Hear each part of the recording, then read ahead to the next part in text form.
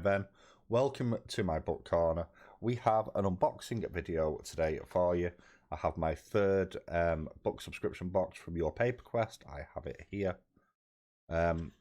So let's see what we got from this one.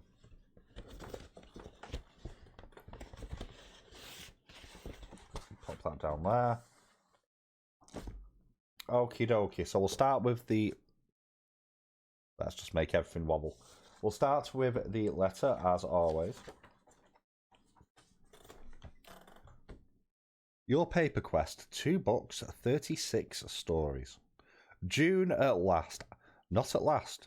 This year's going far too fast. Why is it June already? I just want to know.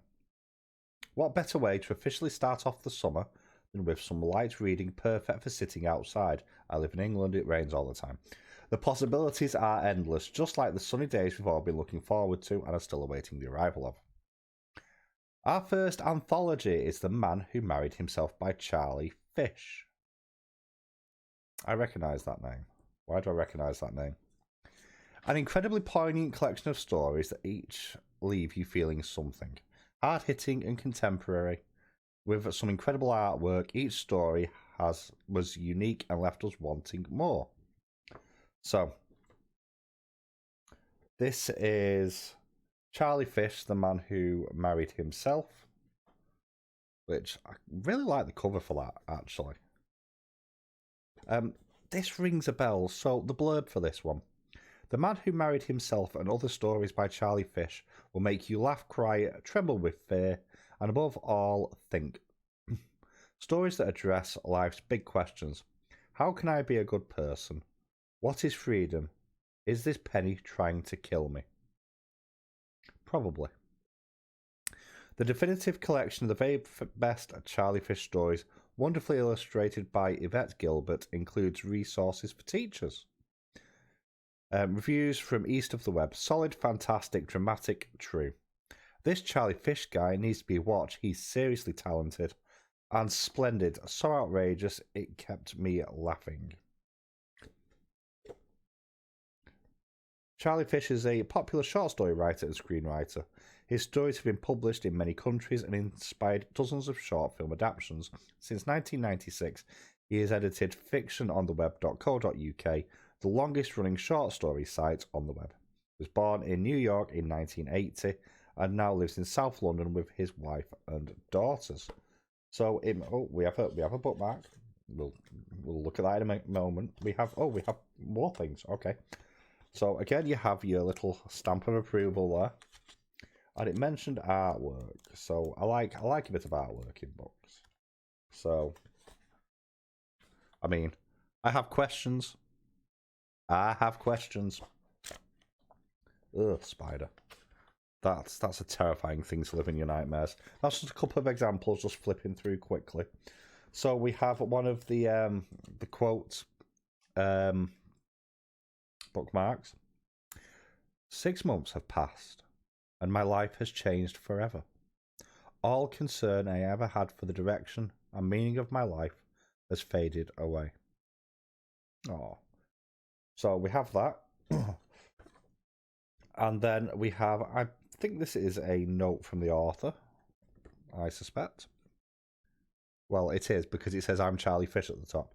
This is my collection of the best short stories I've written over the last 25 years.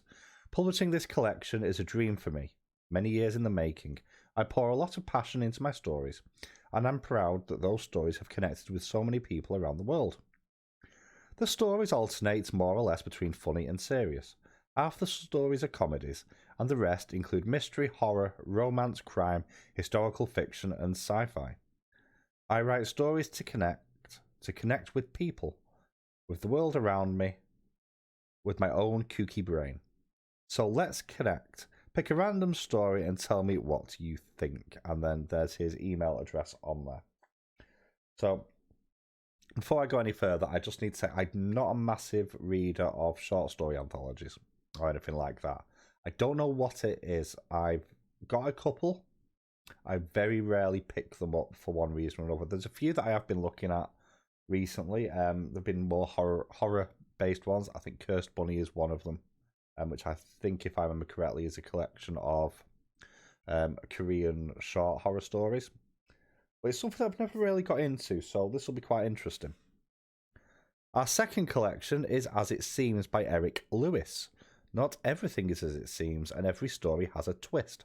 Bouncing between genres and styles, we found ourselves drawn in by the sharp writing and top-notch pacing. So this gives me kind of Lord of the Ring vibes on the cover, because it almost looks like a Nazgul, actually, in many regards. So the blurb on the back for this one: two escaped slaves cross ocean and desert on a bloody quest for retribution. A new drug that awakens ancestral memories carries a secret danger. That's an interesting idea for a D&D campaign. The mind of a murdered man entombed inside a starship plots his revenge. An assassin with diabolical powers has her sights set on a corrupt priest. These and many other tales lurk within this collection of grimdark fantasy and sci-fi short stories and flash fiction by Eric Lewis, author of The Heron Kings. Again, we have the seal of approval inside. Oh, we have a few things in this one. Just give me a second. There we go. So one is a QR code bookmark for the Artificer's Knot. So there's the QR code if you want. So I'm hoping it'll come up on screen well enough for you to scan if you want to check it out.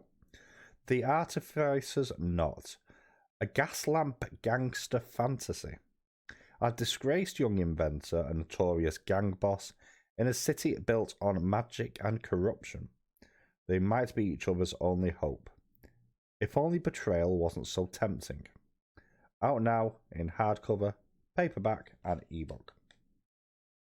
And then we have the quote, which is, "Calm your shit. Listen, you need to man up. There are things worse than death. Hell, you're about to die a hero. We should all be so lucky." I like that level of cynicism. And then I'm not sure what this is. It'll cover it further on in the letter. So we've got a little excerpt from something. "Listen carefully. Ain't much time. You heard of the Heron King? Just myth, right? No. We're real. I'm one of them. Not just forest rangers, but spies when we need to be. I was meeting my contact when we got jumped. Banda didn't make it. I barely got away with an arrow in the gut. And this book? Sure, it looks like a bunch of insanely good stories, but encoded within its pages are the secret invasion plans of Emperor Phenagorus. Maybe. He'll be offended if I've got it wrong. I've lost too much blood to go on. You must get this book to our hidden base. They'll know how to decode it along with the Carsa River. Half a day north of Fireleaf Village, there's a path into the mountains. At the end of it, there's a spring and waterfall. It looks deserted, but trust me, it ain't. Approach slowly, drop your weapons, and say I sent you. My people will find you. Hope they don't shoot you on sight. Good luck. The fate of the kingdom of Argavan rests in your hand. Eris." So, continuing with the letter. We've been fortunate enough to partner with Fiction on the Web, one of the first online hubs of short stories, sharing 2 short stories a week since 1996. It's the longest running short story website on the internet. We got to feature to-do list, which make sure... Right, let's try English. Make sure you check out the QR code on the back to browse their other stories too. We've had many questions and comments for the authors. We're sure you will too. To ask these questions, check out the QR code below. Don't forget to follow us on social media, so on and so forth. So, feels like very thick paper.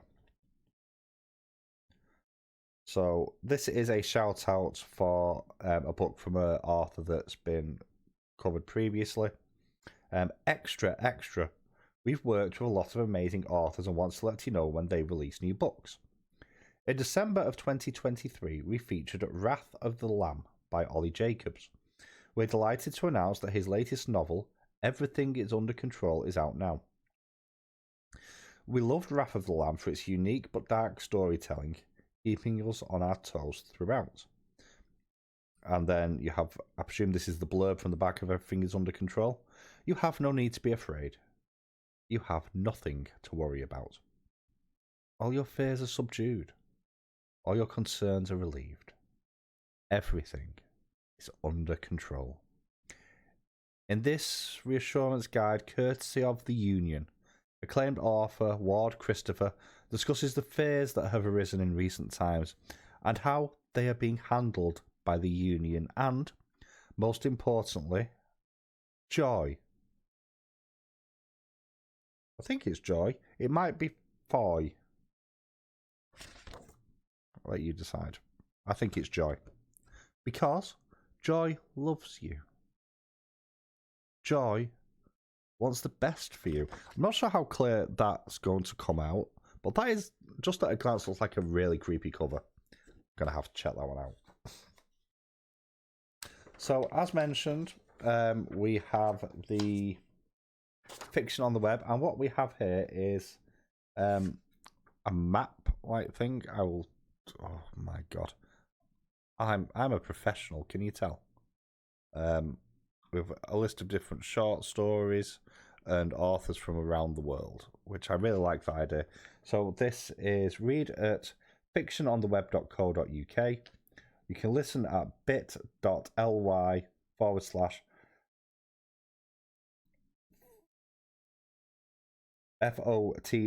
audiobooks, and you can support patreon.com/CharlieFish for this one. And we have a short story on the back, which we'll read now. Also, just to put it in advance, there's the QR code to go and check out more stuff. So this is To-Do List by Mary Steer. And this is Mary Steer's snapshot of middle-class domestic life will ring hauntingly true with busy couples everywhere. No chance for me, then I'm aggressively single. Wake up. Get up. Turn on the fish tank light. Take dog into backyard. Wait while dog does business. Pick up after dog. Ponder how life is less than a box of chocolates and more like a used grocery bag full of dog shit. Drag dog back in. Feed fish, but not with diced up pieces of husband yet. Feed dog. Ditto. Make coffee. Wake kids. Shower. Brush hair. Wake kids again. Get dressed in eye-catching outfit. Fail to catch husband's eye. Nag kids. Get kids up. Get newspaper. Momentarily get lost in headlines. Rule out Europe and Middle East as potential places to escape to. Nag kids. Get kids dressed. Get breakfast. Fight with husband. Referee kids fighting. Pack lunches. Leaving out the stritch scene again. I don't know what that is. STRYCHNINE. Get kids to school, pick up mail, shred postcard from husband's sister, having a blast in Bali. Just a very quick observation on this so far, because this is an amazing to-do list. At no point have they walked into a room to look for the thing they forgot they'd walked into the room for. I wonder if that'll come in later on, because, or is it just me that does that, that goes with purpose to go and get a thing out of a room and gets there and can't remember. Is that old age creeping up on me?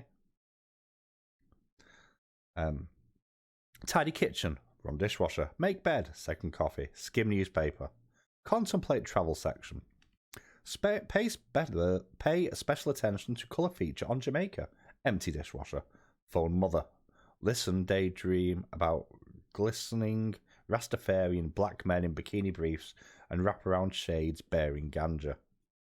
Call father-in-law, check email, search YouTube for Harry Belafonte music videos.